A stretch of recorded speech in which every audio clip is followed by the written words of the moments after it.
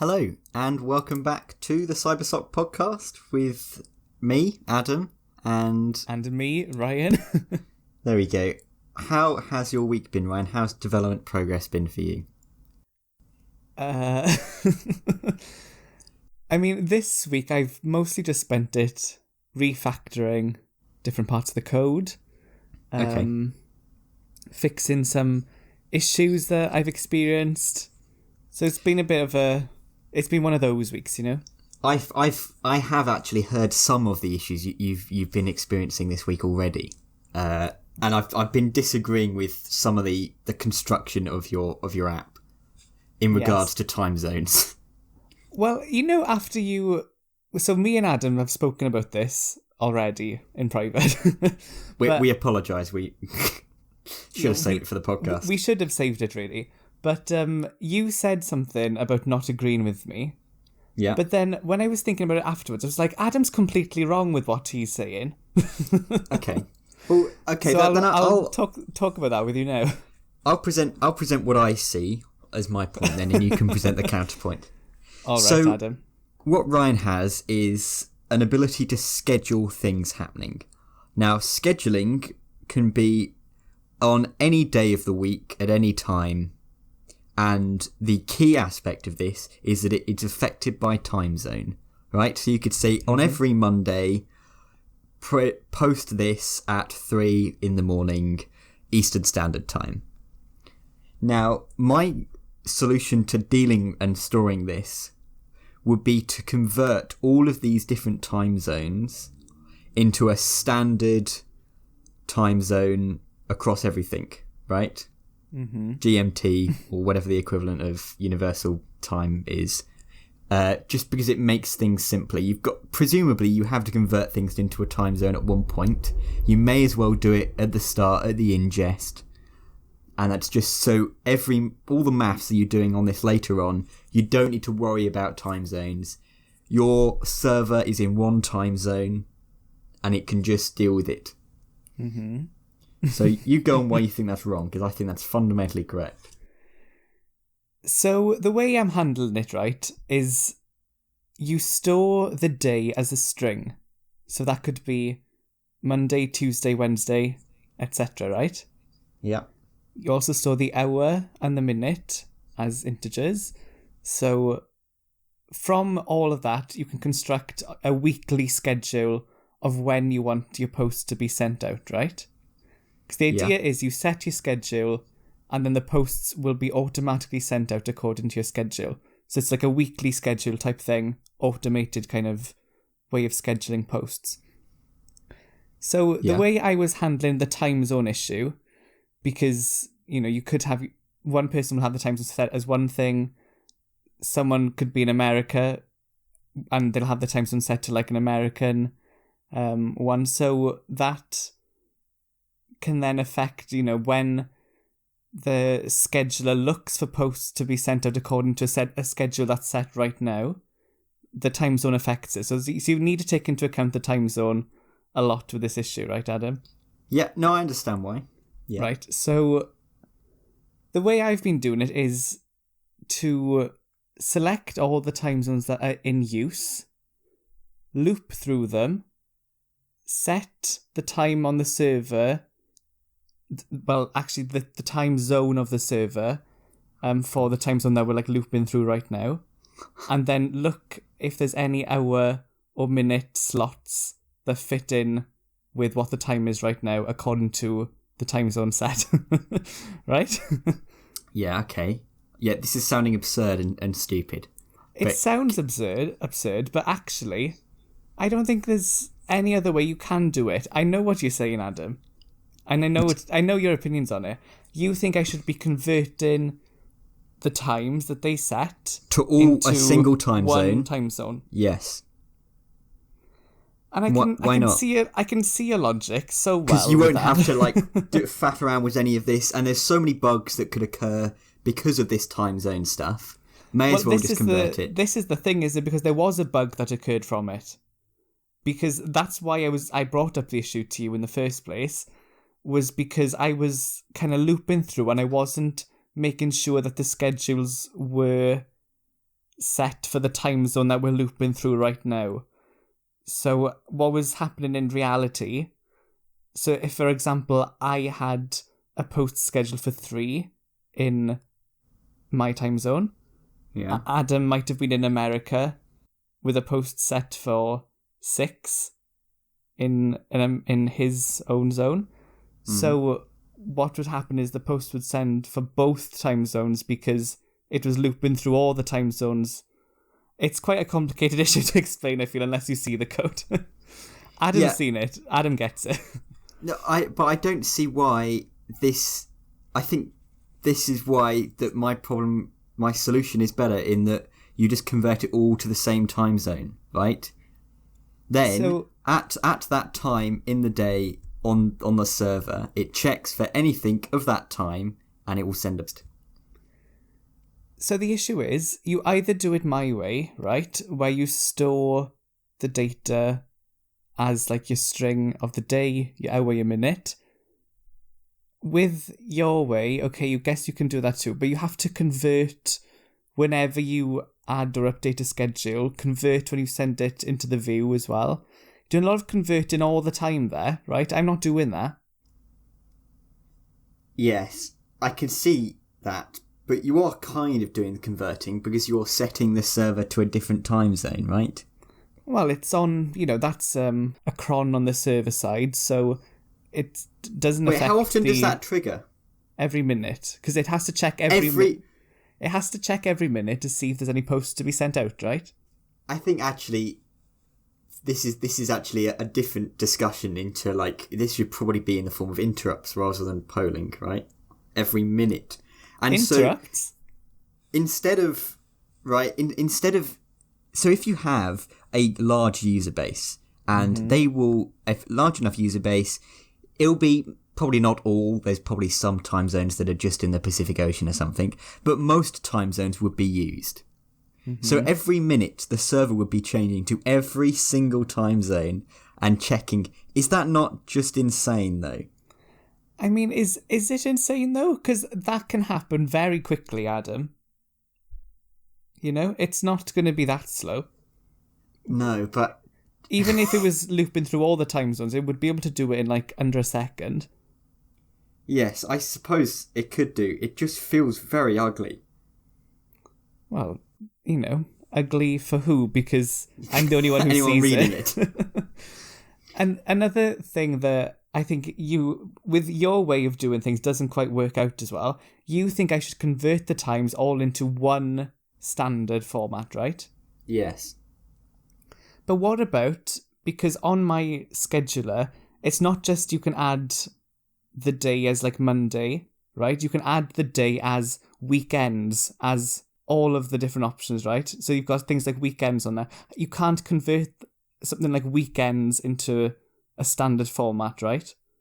Without adding in more than once for a Saturday and Sunday. I see. So I think that way doesn't really work for what I'm doing.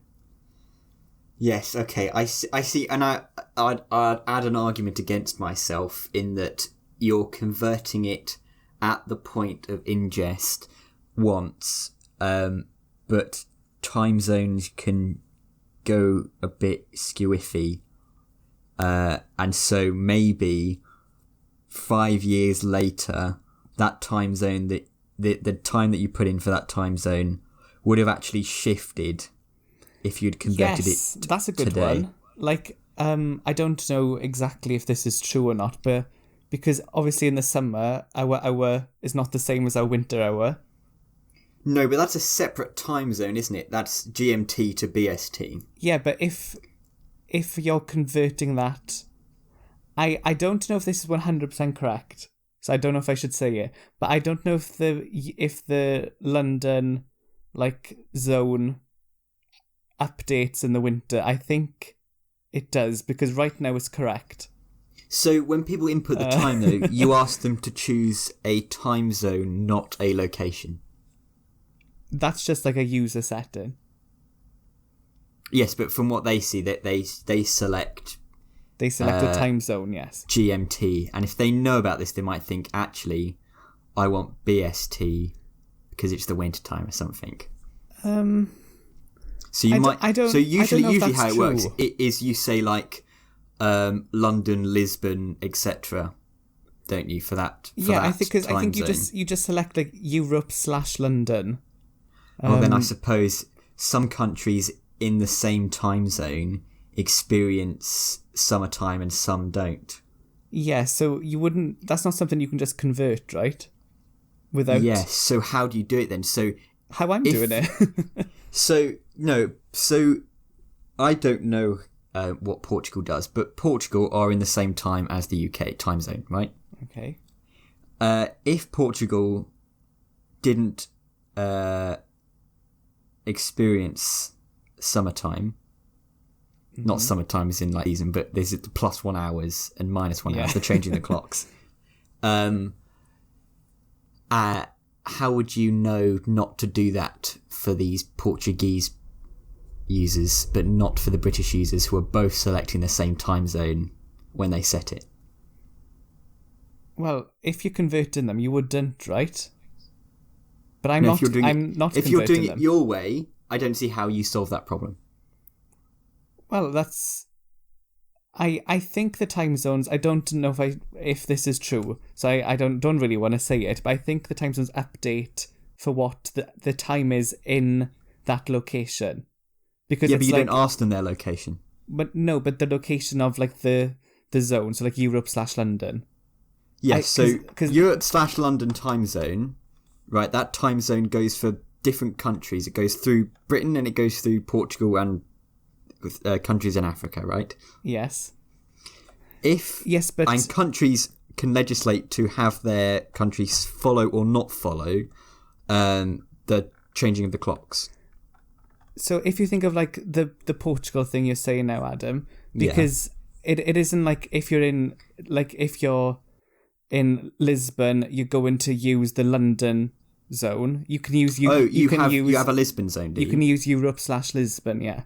So sorry, I thought you had the zones are basically just like a list of locations. They all are the different time zones. Then I misunderstand. Okay, and I think in the summer, then the London one becomes like the. If you do that, then what that's is fine. the actual? Yeah. I think they update according to the season. Yeah, that makes sense. So I assumed you were just doing. But I'm not sure that's true. So I haven't checked it. So if it's not, but that makes sense. It makes sense to do that. Okay, fine. So if you're converting to UTC, you're not taking that into account at all, are you? Yes, I'm not. And also the things like weekends and stuff, you're not handling those either. No. Without adding them more than once, which is silly because they exist as one entity, you know? Yes, I suppose your solution is better than my solution in that account. I just still don't think it's a good solution, though. There must be a better solution. It probably is better because, I understand the problem more than you do. Because it's my problem. But, and I don't know if anyone else would even enjoy listening to this, Adam, because I think without seeing the code, I don't know if you can even understand the problem. No, I'm not talking about the problem you're experiencing, just theoretically about how you store, times in a database, I suppose. But not real times. Yeah, because not like, date times. That's not what I'm actually storing, is it? I'm just storing like when you want it posted on a kind of weekly schedule. It's not a time per se. Yes. It's just strings and integers. Isn't that what everything is? Just ones and zeros, Ryan. Just ones and zeros. So yeah, that was the issue I had this week. It was I guess it was a bit interesting really, because that is something that wasn't picked up, by like PHP Unit or Cypress, because it's not something that you can easily put in a test, because it's kind of something that only shows up in production, I guess. It only showed up because someone else had, it was like America/New York that they were using as a time zone. But have you written a test case to check for this now you realise that could be a problem? No, because maybe I should, but I haven't done it. You probably, if you were being a good developer, you should write a test case that adds two times and checks that the first one doesn't trigger when the second one is. Yeah, I'll make a note of that. But it was just interesting because it wasn't like even something that I'd thought about, beforehand. That would be wrong. And I think it's always a bit confusing when you think of like the time zone conversion stuff in your brain anyway. Like I don't know how you feel about that, Adam, but when I've been trying to think of like this, it does sometimes mess with my brain. Yes, I think it's probably a good idea to stay as far away from time and time zones as physically possible. Yeah, well, unfortunately I made a scheduling app, so it just is not possible for me. But yeah, I just thought that was interesting because it was like a production only issue that I was experiencing, because obviously locally I only had my user account and I didn't understand why this was happening, why it was scheduling posts more often than it should have been. Yeah. And that will happen, obviously, won't it? At times, you will. Yeah, you'll have it working perfectly locally, and then in production, you will get issues because you can't pick up every possible situation that might happen. Yes. No, I was thinking about this. Even though we want to, it's not feasible, is it? You're planning to actually host this app and produce it for anyone to use. What have you set up as your like bug reporting? Or what do you plan to, or have you planned to? I mean, because it's just me doing it, I'm not doing anything fancy with that, you know? Just an email? The email's on there for them to, like, email in, and they would email, and I would fix it. But I am using Sentry as well, which I know you're a fan of too. Yeah. So yes, it's a... do you want to explain what it is? You explain. You can probably explain it better than I can, because you've used it, like, in the workplace. So what it is issue tracking. So when your program that's running out in the wild throws an exception or finds an error that it can't handle, it will ping this Sentry server, which is just a really nice dashboard to view and log all of these things, all these errors that it's throwing, and graph how much is occurring, where and when, so you can understand problems before they happen. In a way, you can see, okay, actually every Tuesday we get a significant spike in these kind of bugs. So it's not new as such. I mean, people have been logging errors since the dawn of time. That's what I was going to say. but the dashboard to like preview it and understand it is, I think, quite helpful. That's what I've found in the work I've done. It's very helpful because, you know, locally you get an exception and you see the error message because you're working in a local environment, right? Yeah. But in production, you're not going to be showing exceptions and errors to your users. So it is very nice when I have a production issue like this not like this one, not like the time zone one. I had another issue, which I'll talk about now. But it is very nice then that it will log that exception. I have an email whenever there's an exception as well. Yeah. Because it doesn't happen often, you know. And then I can look at that and fix it. And it shows the stack trace in a really nice way as well. I don't know if you've seen that. No, yeah, I have. It's quite, because beforehand it would just be logged to a log file and it would be reactive, that someone would say, I've got an error here. You'd have to look into it and you'd have to trawl through log files. Yes, but now it's whenever proactive. Reading like log files like that it's never fun to do, is it? Exactly right. Yeah. And it just shows it all in a really nice way. The stack trace is really helpful of how it shows things out. Even nicer than, so Laravel, I can't remember the name of it now, but it has its own like error exception handler that you see in local development. That's like a package that they make. I can't remember what it's called. But even that, like stack trace compared to Sentry, the Sentry one is like so much more useful, I find. Yeah. No, it's quite excellent. Yeah. Not Spawn. Not Spawn, but but if you want to Spawn, please do. So it was useful this week as well, because I was uploading a video file and it was resulting in an exception because again there was something that I hadn't spotted like earlier on in development that should be a part of the suite of tests, you know, Adam. So yeah, there's something I didn't pick up there, and then I noticed it in production But then straight away, as soon as it happened, I had like the server 500 show up in the browser, But then straight away I had an email from Sentry, and I could see in the stack trace exactly what the issue was. I knew like instantly what it was. So I'm a massive Sentry fan now. I'm going to use it in all my projects forever. It's one of my things now that I'm going to keep, in the tool belt. Yeah, I think it's very helpful, particularly when it's like a reasonably large scale application. You can't keep track of all the errors and all the things personally. Even smaller scale, because nobody wants to go through log files looking at what exceptions were raised, what trying to work out what the error was that way. It's not nice to do it like that way, and it's nice to see them all tracked as issues in Sentry separately. It's a very nice piece of software. Big fan. Yeah. Okay. Well, to move on from that in a completely different direction. Okay. After the last 3 podcasts, I thought there was something missing, and I'm gonna add it into this podcast. I'm gonna call it the news section. All right. It's going to be new. So I, outside of the post, regularly send Ryan links of things that I see that are interesting. All the time. Yep. Never get any back, more but it's often fine. than I want, but... So I'm going to put them in the podcast instead. Right. The first thing that I thought was interesting, and I don't know if you've seen it yourself, Ryan, but Reddit have a personalised end of the year recap, much like Spotify. Recap. I saw this. I haven't read any news about it or anything, but I opened my Reddit app and it was there. So you've seen your own? I've seen my own, yes. And I have thoughts on it.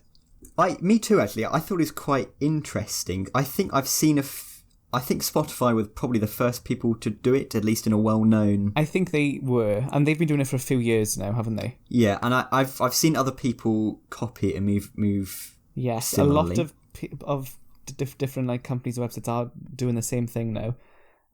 Because for Spotify, it is such a big, like kind of like marketing PR type thing for them, because everyone shares them on social media and stuff. Yeah, it's quite interesting. People really like analytics about themselves. They do. Putting a watch on your wrist and seeing all the data about your fitness and your stress levels and your sleep patterns. Exactly. I mean, I'm not an outlier here. It also really interests me, this kind of stuff, but I don't quite know why. It's quite interesting. I'd like to know your opinions. I really like looking at my Spotify Wrapped and seeing what song did I listen to the most this year. But that's probably my most like interesting one of it. I don't find it at all very interesting. And this year they did introduce some weird things on there that I haven't seen before. Like stuff like the top genres I don't think is that interesting to me, but I like seeing like what song I played the most, like who my top artists were. I think that's quite an interesting like stat of the year for me, Yeah, I think it's an interesting kind of business decision as well, just pulling your users in by analysing what they do on the platform. I'm interested what like the business reasons you'd think would be for that. I think just because people like it, right? Yeah, I think so. I'm just wondering, do you think this is encouraging people to use their software and their services more by seeing... Maybe, yes. But I think mostly the reason behind it is for, that social aspect of it, because people will share these, put them on their stories, know? Yeah. And it just makes people think about Spotify more, which is what is the goal of these, huge companies, isn't it? Yeah, I think it's interesting as well, because you'd think that companies would be kind of squeamish about showing how much data that they know about you. I understand that this isn't particularly scary data, I suppose, seeing all the Reddit posts you've made, looked at, etc. But it's an interesting... I actually it kind thought of makes you uncomfortable. Because for some reason, I don't feel at all... I'm not like... I don't feel scared at all about the Spotify Wrapped, like seeing those stats. That sits like completely fine with me. But when I saw the Reddit one, I don't know why I didn't like it when it said like there was... I don't know if you had this as well. I assume we all had the same kind of stats. But one of the pages on there was like how far you've scrolled. Yeah. And I just found that like so weird. Yeah. I understand that that is a valuable, like, you know, analytic for advertising and like for their own like analytical purposes of knowing how long people spend scrolling on their app and stuff. But like, I feel like that's not information you want to give to someone. You know, because it makes you feel a bit like I don't really want you to have that information in a way. You know what I mean? Yes, and it's also Facebook a few years ago now, I think, but they got in trouble for this kind of same thing, that they encourage users just to scroll forever. Mm-hmm. And this is interesting that Reddit are showing off that kind of stat, which I think legislatively isn't a popular stat, you know. And it's not. I found it interesting because I kind of feel like thinking of the audience of, say, Reddit compared to Spotify, I think Spotify users a bit more social, a bit more mainstream than, say, Reddit users. Yeah, I suppose you listen to some music while doing something else. Yeah, so I thought that like maybe the people of Reddit, like the Reddit community, would be more skeptical of these kind of things compared to Spotify users. I don't know if I'm explaining that in a good way. I mean, maybe I've not really looked at any kind of fallout from this, but I assume there might be. Because I think Reddit is a bit more like that, right? Like that, like the users of Reddit are a bit more savvy in that way, maybe. Yeah, I mean, there's probably certain communities that really are into that kind of stuff. So I assume there's definitely some people who did not like this. But yes, yeah. I didn't mind it. I didn't go all the way through because I found it not as interesting as the Spotify one. Spotify one I actually went all the way through. And maybe because it's got music and it moves, but the Reddit one was very static. So it didn't interest me enough to go all the way through. And I wasn't particularly interested in, you know, like what is the communities I visited the most. Like I don't find that interesting. I didn't actually find the Reddit one very interesting compared to Spotify. Yes, I suppose. And it's also maybe going back into the Spotify's something you do while doing other things. You listen to these songs without thinking about it. You discover new things without doing it. But knowing, you know, that my most upvoted post is this, I mean, I know that I made the post, mm-hmm. right? So maybe it's just less. It's less like shocking to you, I guess. Yeah. But the only one that like had a reaction from me was the one about the scrolling, because I don't want them really to know how far I scroll. And I know all the apps know how far you scroll. They all store that as like an analytical thing, but it's like that's kind of feels like the type of thing you don't want them to know. I don't know. That was just my thoughts on Reddit recap. Yeah, it's interesting. And I'm going to bring on to another news topic now, and that's the monetization of social media. So I think another big thing that's been in the news is Discord. They're monetizing the way channels can work. So if you are a Discord admin and you run your own channel, you can now monetize it for all the people who are members of that community, and they can pay. I think it was recommended between $3 and $100 a month, and Discord then take 10% of that. And I think that's quite interesting. I haven't heard about this. But there's been other social media companies moving the same way. I think all started by Patreon. What was the big thing that started people being able to pay for things that they like, right? Yeah, and they're all kind of stealing this idea now, right? Of like being able to subscribe to users basically on your platform. Yeah, I think it's interesting because previously people didn't think that people would pay for that kind of stuff. It was all, well, it's got to be monetized with ads because no one's going to pay to look at this or know who you are. And I think that's possibly how it works for discovery of new people. But I suppose if you find some kind of content that you really enjoy, people are willing to pay for it. Yeah, because a lot of the different social media platforms are adding like a kind of subscription kind of feature for individuals now. I don't know if there are any that haven't added that feature yet.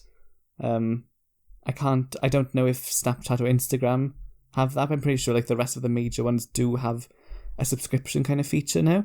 Yeah. It reminds me a lot of, if you remember back when stories were a big thing, Instagram didn't start stories. Look, that's even affected my memory now, Adam, because everyone has stories now. Yeah. Snapchat was like the first like app to do something like that. I can't believe I just misremembered it as Instagram. That shows how well Instagram stories have like become known as like a thing now, right? Yeah. That I've misremembered who started it first. Anyway, the point I was making was Snapchat started that, Instagram brought on stories, and since then, all of the different apps have added stories as like a feature of the app now. Yeah. Yeah, it's on Facebook, YouTube, things that you wouldn't expect it or really want it. Yeah, there's like shorts on there, right? And I don't know who is watching shorts. I'm not. Are you? Yeah. No. It's quite interesting that it's so homogenous in that someone comes up with an idea and they're no longer trying to, be different and apart from everyone else. Everyone just jumps on the same bandwagon. Yeah, and this like subscription type thing just reminded me of that. It's like they're all adopting this subscription model for individuals, kind of the same how Snapchat started like this idea of stories, and then now stories are everywhere. It kind of just reminded me of that, how one app can start a unique idea and suddenly all the other social media platforms also have that now. And it becomes just a part of like normal kind of use of social media. Yeah, and I think it's a positive for this specifically. This monetization of stuff is actually quite good for developers, I think, because ads aren't brilliant for just user experience, and also are too dominated by the big Googles, Facebooks of the world, right? Mm-hmm. And now you're no longer beholden to whatever Google wants to put on your site and how much percentage they want to take. You can, if your development is good enough and it's got that kind of social media community feel to it, you can earn your own money. Mm-hmm. And I think that's interesting for developers and those kind of companies. So what you're saying, it's a more interesting kind of model than advertising for revenue? Yeah, I think so. I think it doesn't replace it. The issue is that nobody likes advertising. Yeah. So being able to pay for something and like for it to be like ad free in other aspects is quite good. Is that what you're kind of like relating to? Yeah, and just being able to. So Discord now have another source of income, but if you imagine you're on some kind of video sharing site, not YouTube, obviously, who are owned by Google. Now you don't have to behold yourself to any kind of big advertising company, right? Who are going to control what ads are shown and how much percentage they take of that money. You can directly take it from your customers, right? Right. Which I think, or a blog or something. That kind of reminds me of, so obviously with YouTube, it's free to upload, free to use, but they have ads on basically every video. On Vimeo, I only know this because I uploaded a video recently for one of my projects, but they charge the creators, so they have a free plan for your creators, but to get any more kind of like control over your videos, they charge the creators like a monthly fee, rather than advertising and putting ads all over their website and videos. They charge the people uploading and making videos. I just thought that's quite like an interesting model as well compared to YouTube. That is interesting because that's effectively how you would expect this kind of thing to work, right? They're providing you a service which is uploading, storing, and showing these videos to other people. And you should pay for that, right? Mm-hmm. And that makes sense. But it's interesting how novel that what clearly seems like an obvious monetization policy, how novel that feels. Mm-hmm. I mean, using any social media app these days, it's just like, it's full of ads, isn't it? Yeah. I mean, I don't really use social media anymore because not so much just because of the ads, but because I'm just not a fan anymore. You know, Adam. No, and I was never any big social media user. I mean, I I was never a big social media user, but I could spend, hour plus just scrolling easily. Yeah. It's very, and they're made to do that to you, aren't they? They're made to make you scroll for hours on end. Yeah. And it was just, since like last year when the news was just very depressing all the time, ads everywhere, I just was like, I'm not interested in using this app anymore. Yeah, so this might be positive news in that there's like a better quality of experience now that you don't have to, if you paid like a monthly fee to join some kind of Twitter alternative, right? Mm-hmm. They would no longer be needing to keep you on there for as long as possible, right? They're getting their money either way. So maybe that it could turn into a more of a quality service that you pay a little bit of money for. Yeah, it's kind of like what's the name of the premium version of YouTube? What's that called now? Is it YouTube? It was Premium, was it YouTube Plus or Red or something. It was YouTube Red at some point, but it could be YouTube Premium. I feel like it's not called YouTube Red anymore, is it? That feels like an old name. I've said I've not and don't plan to give YouTube any money. No, but that's kind of not similar to what you're saying, but like obviously YouTube's free to use, but they had this like premium subscription that you could pay for to remove ads. Yes. Which is another like interesting kind of model. I don't know the stats of how many people have, the premium paid version of YouTube. But that is again like an interesting type of model. Yeah, and it would be interesting if it was just you paid for a video sharing service and it only showed you things that it thought you'd like and that were decent and good, rather than showing you everything that you might even vaguely enjoy, which might be really good for social media. A lot of the possible issues people see with social media is that it just shows you so much stuff, and at some point this stuff just becomes insane because there's not much of stuff left. So maybe if it only shows you good quality stuff, then it might make it a better place. I don't know. Well, you need to make an app like that then, Adam, and maybe people will like it.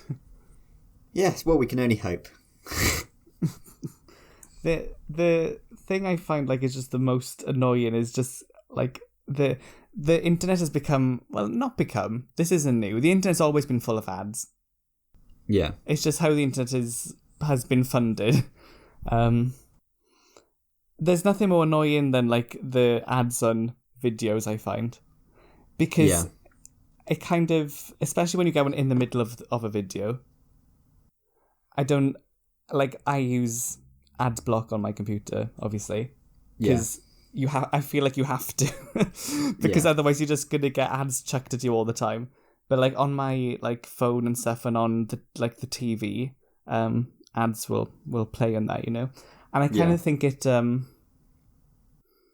kind of like well, how I am, at least, I kind of moved away from the TV, like the traditional way of watching TV, like over satellite, and having ads blasted at you every 15 minutes to just streaming everything. Yeah. But now they're chucking on ads on top of that as well, Yeah, so I suppose then that's the alternative to my point, right? Something like Netflix you do pay for, and do they have ads on Netflix? They definitely have it on like Amazon Prime and things, don't they? There's no ads on Netflix, but Amazon Prime, yes, you will sometimes see like an ad for one of their other shows at the start of what you're watching. Yeah. Which And that runs counter to my point that if you pay for it, you might get a better experience, and still they're wanting you to watch as much as possible. So yeah, I mean, sometimes you'll pay and get ads. Yeah. I mean, I don't know. Who knows? Maybe these companies just want their cake and eat it too. I won't name names, but there are some streaming apps, Adam. Maybe one will even come to your mind instantly. They show like minutes of ads every 15 minutes. I have to admit, I don't use any streaming apps. Well, particularly. there's one that shows literally about 4 or 5 minutes of ads every 15 minutes. I can imagine it might be the case, yeah. And that's just like so old school, right? That's how TV used to work. Yeah. And they're trying to bring that into like the streaming world. And we don't want ads like that on streaming. We don't want 5 minutes of ads that we can't skip. I don't know. Just something that irritates me. Yeah. Well, maybe the world is doomed. Who knows? I'm thinking we discuss what Facebook, or as they're calling themselves now, Meta, have been doing regarding the Metaverse, which is Right. quite controversial. Yes. This isn't hot new news, but it is news. No, but it's certainly on people's lips. It is on people's lips. I mean, the thing that I think about it the most is, I know now that the name of, like, you know, the holding name is going to be Meta instead, but no one is going to refer to them as Meta. No. Ever, no. I don't think. They're going to be known as Facebook. Yeah. I know Facebook is just one of their apps now, and it's not the name of the company, but people are going to refer to it as Facebook. I understand why they kind of did it, because it makes sense if they're having all these different things, but yeah, you can't become so large of a brand and then ask people to forget about it. I mean, it would have made sense, I guess, if they'd made this switch much earlier, before they started to acquire all these different apps. But yeah, they've already reached this point now. They're probably they 100% are one of the biggest companies of this type in the world, if not maybe the biggest. I don't know. But yeah, you know, they're going to be known as Facebook forever. Yes, but I think we'll probably still call, if this happens, the Metaverse, because it is, props to them, a good name. I'll give them that. It is a good name. The Metaverse is its own separate thing, though, isn't it? It's part of Meta, unrelated to Meta. It's just called the Metaverse. I mean, ironically, calling your next product the name of the company that you moved away from calling the same as your product seems self-defeating, but might they not? They might come across this problem in the future again, where they want to move away from Meta. Owned by Metaverse, yeah. They want to move away from like the Meta name because Metaverse has become so big. They would just be the Facebook issue all over again. Yeah. Anyway, we should be running Facebook. I don't know if I'd want to do that, but just to close it all down. So Zuck is envisioning a future where it is all working from home and only your home physically, right? You can be in the office virtually in what they're going to call the Metaverse, I believe. I don't know how much is he actually believing in this idea, do you think? I think it could be interesting. I think we had a discussion in class 2 weeks ago, vaguely about this and what is reality. And I think actually in the next possible revelation in terms of VR and augmented reality is that they just plug your brain into something else, right? Because effectively your brain is plugged into your eyes, your nose, your ears, etc. And this is your headset to understand the world around you, right? Yes. They could just plug in virtual eyes and it would be the same thing. Mm-hmm. So you don't physically need to be anywhere. You could just experience it. It would feel no different, right? It's just electrochemical signals. I don't know if it would. Okay, maybe. the things that you do with your hands. With your eyes idea, yes, okay. But, if you touch something with your hand, I'm touching my desk at the moment, that could be... I mean, that's just signals that is being sent to the brain, right? That could be copied. Yes. I mean, theoretically, I'm assuming. I'm no biologist. I mean, it's not... What you're saying there is, I'd say, accurate, but, like, it's not what he's envisioning, right? He's envisioning, like, you put on a VR headset and enter another world of sorts. Yes, but I'm saying that it could be in the future that this kind of, well, you just can be anywhere you want to be. It doesn't really matter. There's no travel. You just flick a switch. Might be exactly what the world is, right? We might be pushing against something, which is how the future becomes. Yeah, and then we'll just... What kind of a future is that, though? Where is everyone just going to lie in bed with a headset on, experiencing life through their headset? Well, you could just be a brain in a jar, Ryan. What would it matter? Would it matter? I don't know. I mean, it's Adam. The same thing, right? It's this is very philosophical for me. I mean, I don't know what it will be like in the future. These are all quite like sci-fi type ideas that he's trying to like bring into reality. Yeah, I mean, I think a lot of these kind of things. I don't think maybe the metaverse will bring it to us. It could just be the sacrificial lamb in the next process, right? And it's like, would people even want this though? Like, because VR has it's had a bit of a rocky road up until now, right?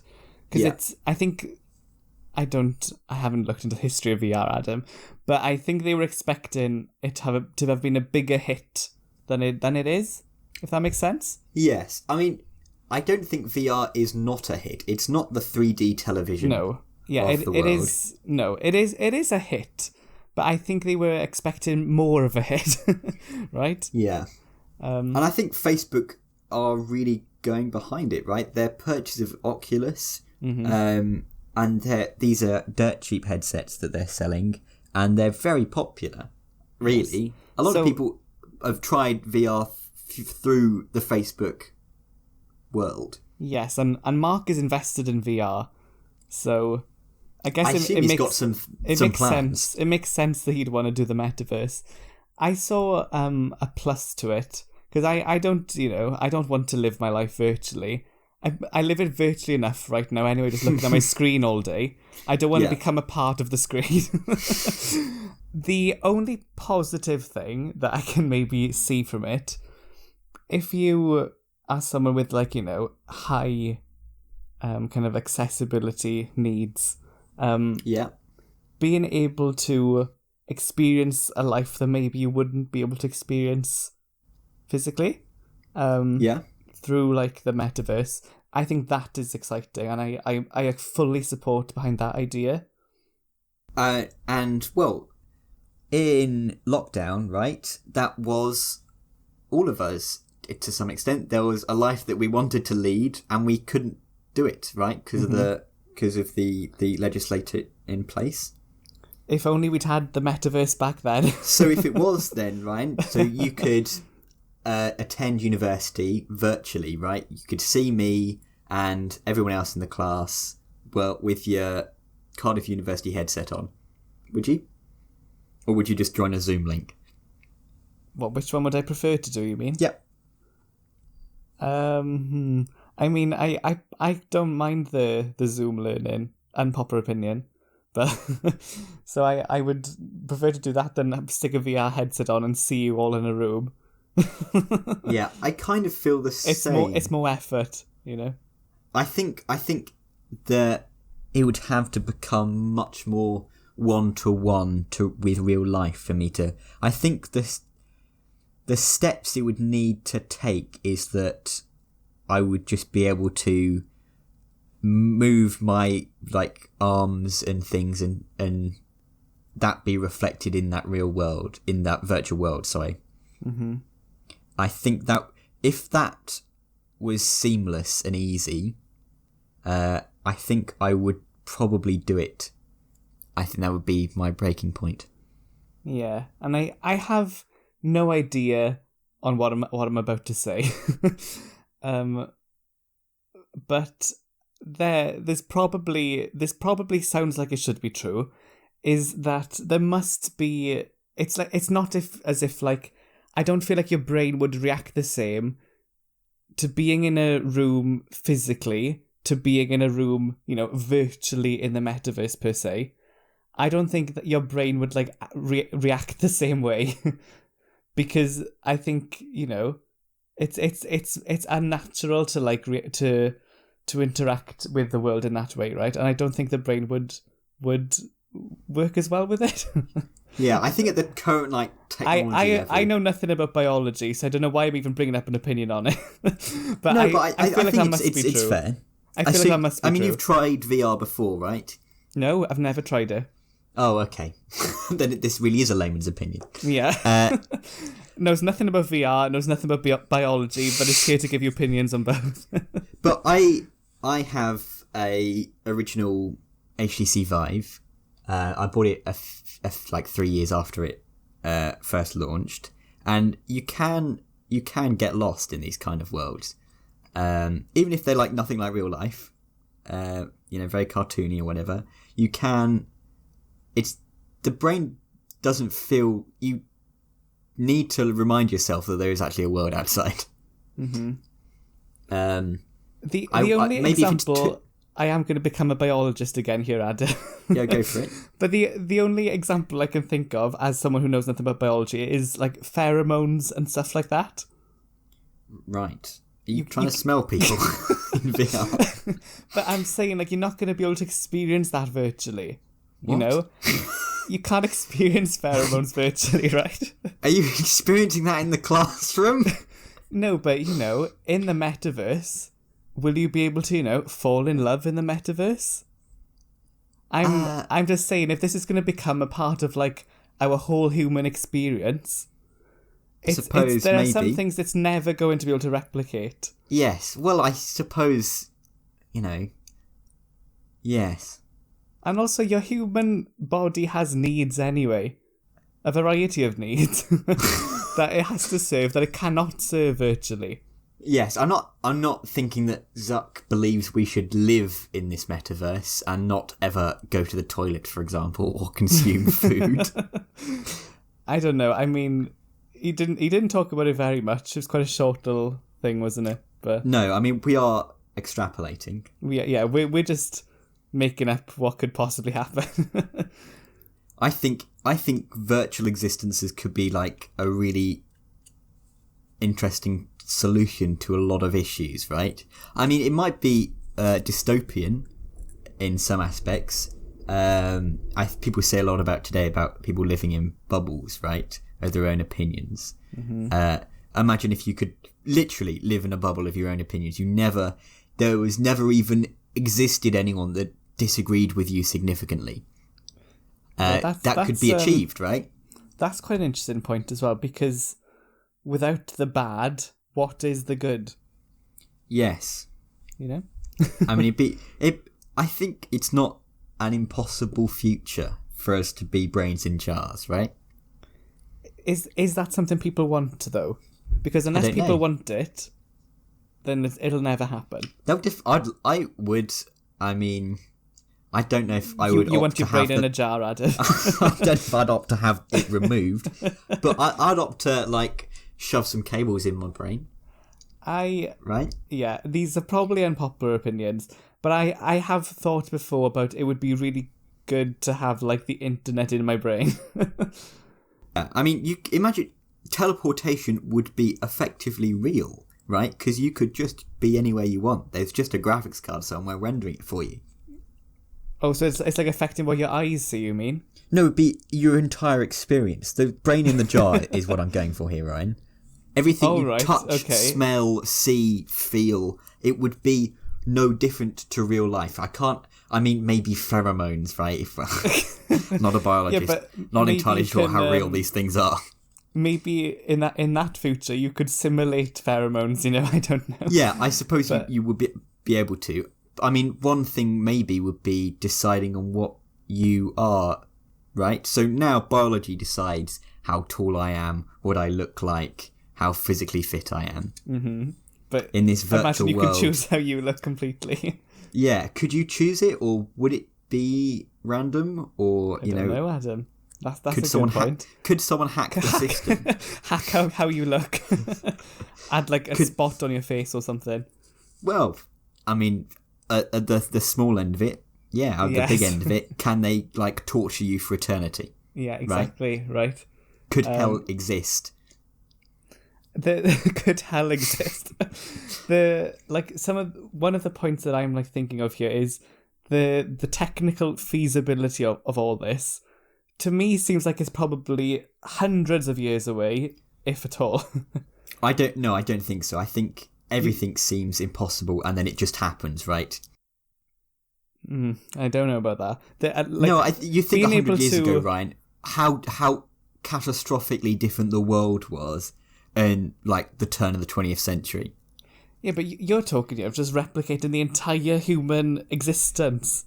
Ryan, virtually. If you told someone 100 years ago that all of human knowledge would exist at the snap of your fingertips on a device the size of your hand, they would go, "That's just so insane. That would be absurd, right? To be able to..." That they would say, "When we live on Mars," right? And we will be soon.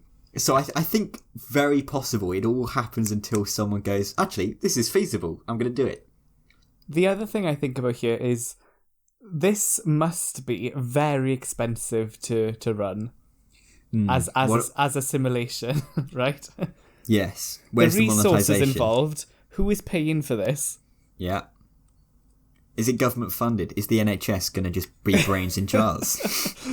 If you have your brain in a jar, then that's going to be very expensive to run, to simulate your virtual environment, to maintain the physicality of your brain in a jar.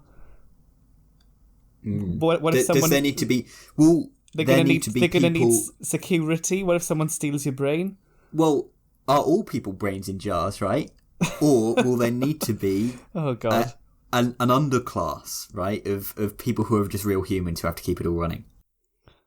Well, exactly, because how can a brain in jar look after other brains in jars, really? You're gonna need you're gonna need some physicality there to maintain the brains in jars.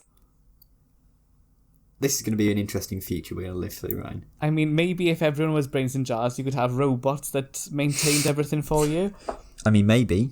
I mean, that should be the plot of the next Terminator movie, right? Yeah, are we just making a science robots fiction go bad. Script here? I mean, I think a possible future.